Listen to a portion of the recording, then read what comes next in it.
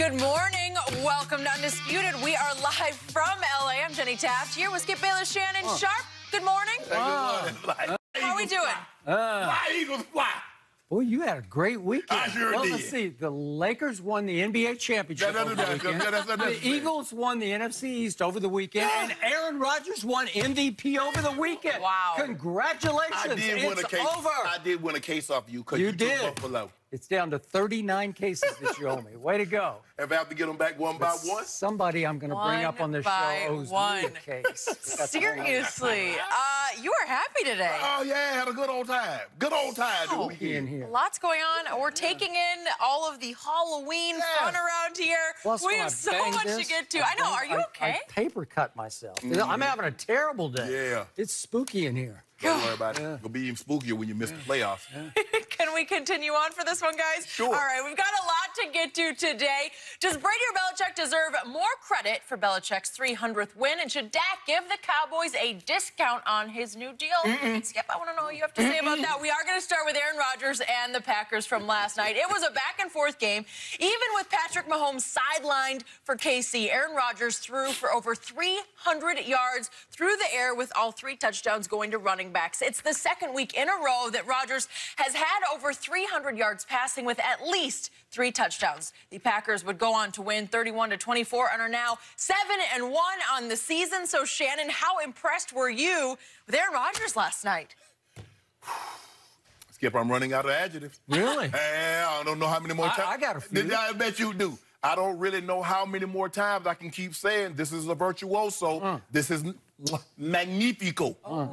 Skip, what you're seeing, do you understand what you're witnessing? Do you realize that you are in the presence of greatness? That you're watching historically great Aaron Rodgers? Do you realize this? I don't.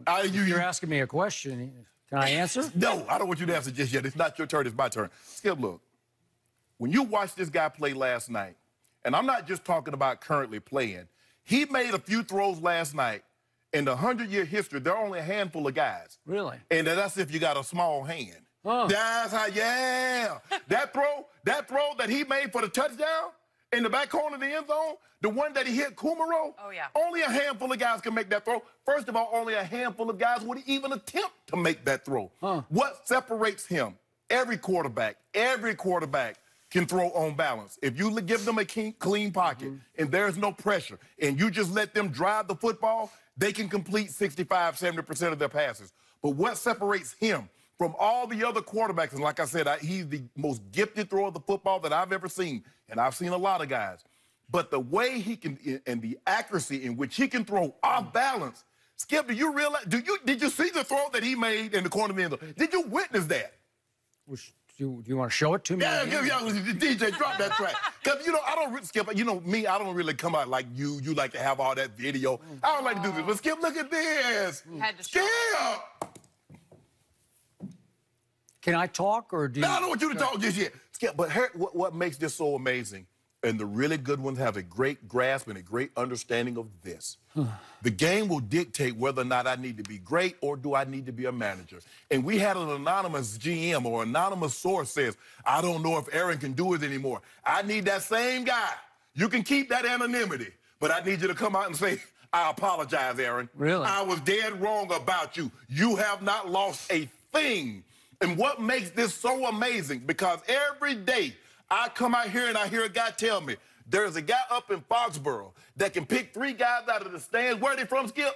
Dorchester. Dorchester. He did it again last night. Oh. He made them come down in a driving rain and say, could you guys help me here? Because I don't have any receivers. What's going on here is that this guy, Aaron Rodgers, is doing this without his number 1, Devontae Adams. Now, Valdez Scantling, he's a 5th-round pick. Geronimo Allison, undrafted free agent. Kumaro, undrafted free agent. Lazard, undrafted free agent. Now, I know a guy that if he doesn't have his number 1, if you remove that hedge, Michael Gallup, if you remove Amari Cooper, he go to hell in a handbasket. I don't know why I brought that up. We're talking about Aaron Rodgers. What I saw last night showed you why, Skip Bayless, his neck and neck. It's neck and neck. He running, and Russell Wilson running for MVP. Because what you saw last night let you know what he needed to do They got constant pressure, and it didn't matter. He should have had 4 touchdowns. Jones stepped out of bounds on 1. Lazard, that was a touchdown. Aaron wanted his head coach to challenge that. That was a touchdown to Lazard. But he said, you know what, guy? Don't even worry about it. I'm going to get me 2 more tubs for the night over. Skip, that was a virtuoso. They're 7-1. And they sitting real pretty. Right now, they're in the catbird seat. And if the playoffs ended, guess what? You guys going to have to come see us. You're going to have to see Aaron Rodgers, Skip Bayless. And I know you don't want to do that. So you're actually conceding we're going to be in the playoffs? Or? No. Oh. I say if they end of the day, which they don't. Because you got some more. Oh, hold on. You still got Minnesota. You still got to go back to Philly. We got a hard schedule. Got a hard schedule. So I didn't mean to do this because I have a whole lot to say about everything you just spat out on the table. Most of it erroneous and off target, the way Aaron Rodgers often was off target last night. Really? Yep, I'm about to explain why, but I got to go to the flashpoint. Since you asked the DJ to drop this track, could we drop it one more time, please? Because Aaron Rodgers dropped a little knowledge after the game, and he said that he was intending this pass for Jimmy Graham.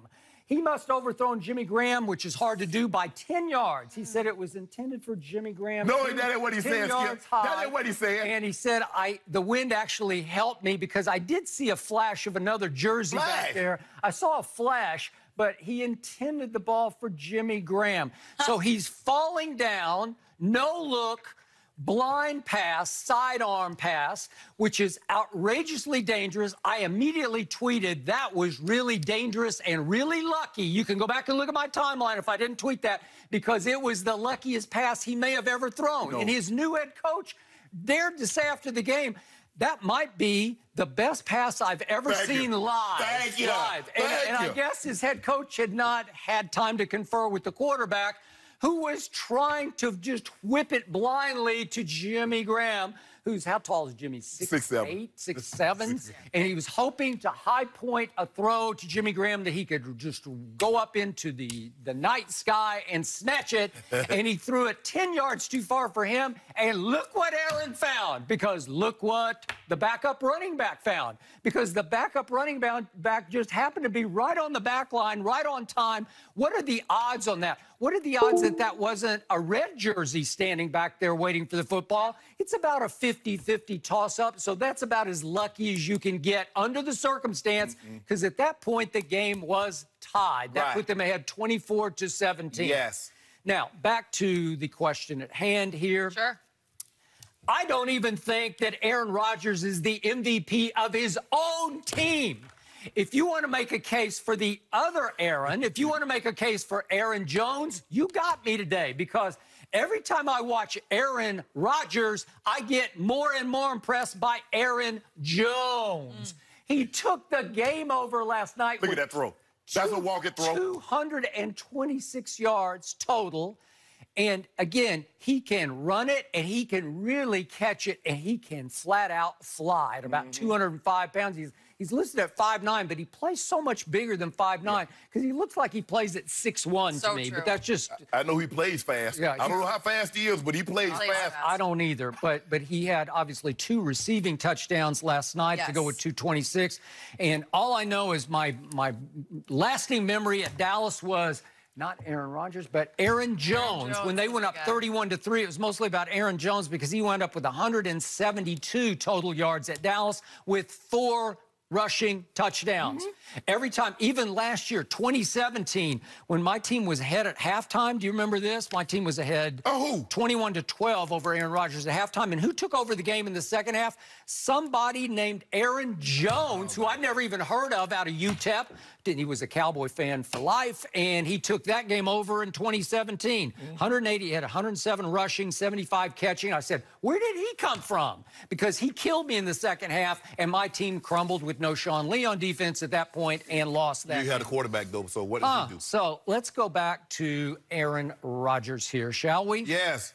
So now in back-to-back games, the guy that you are making a case is the new front runner for MVP has gotten to face what Pro Football Focus called in Oakland the worst defense in pro football. And I had to read all week, this might have been Aaron Rodgers' greatest game at Lambeau Field. Okay. Oakland has the worst defense in pro football, and last night I can make a case that Kansas City had the worst defense in pro football because you, Shannon Sharpe, Hall of Famer, have been trashing Kansas City's defense all year long. Am I right? What? You have told me it's terrible. Have you not told me that again and again and again and again and again? It is just terrible. It's not my turn to speak. Okay, No. well, okay, but you've been telling me that. And not only was it terrible going in, because it was ranked going into the last night's game, the 27th worst defense by Pro Football Focus, it was down two of its best pass rushers. There was no Frank Clark or no Chris Jones last night.